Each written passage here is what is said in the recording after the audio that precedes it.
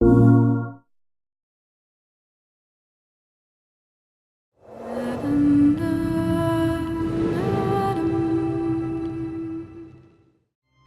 Dream has always been about creating interactive experiences that have emotion at their core. It's about telling the story of characters and giving the player the possibility, through their actions, to change the way the story unfolds. When I write my script, I have an idea of how I want the story to be played. So we try to render David's idea into a game and see with him if it matches what he had in mind. In case it doesn't, we go back to the writing stage and keep working until the result perfectly matches David's vision. What we try to do in Beyond is really an intuitive and immersive experience. So we created a very discreet user interface with only white dots on screen and very simple controls. We wanted to revisit the action system and go for something that would be more invisible and more intuitive to the player. We didn't want the interface to be a barrier. We wanted the player to focus on what he's doing on screen and not on how to do it. Ideally, the player will forget that he has a controller in his hand and will just jump into the screen.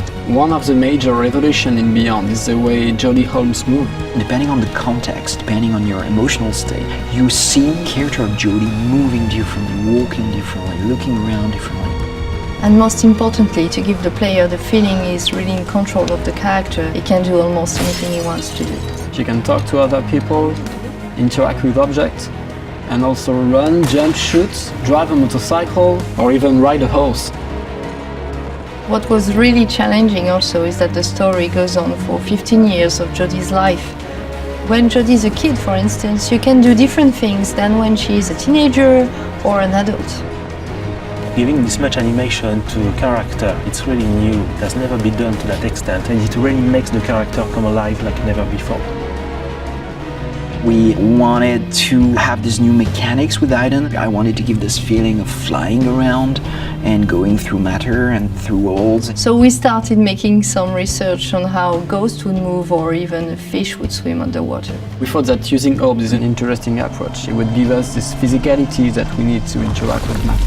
It became really something natural to assign them to the two analog sticks and have to play with them, to focus them, or on the opposite, to split them apart. During the process of this production, we made what we call user tests. You just watch people playing and you see where they succeed, where they fail. If a player don't get it right, it's only our fault. So we work very hard to be able to correct it and give the best experience possible. After each user test, it's meeting after meeting just to find a good solution to every single issue the player may have had. I guess what we're looking for with the gameplay is really to find an interface that will allow you to play live. And we try to get closer and closer of the ideal interface where you don't think anymore, you just do it.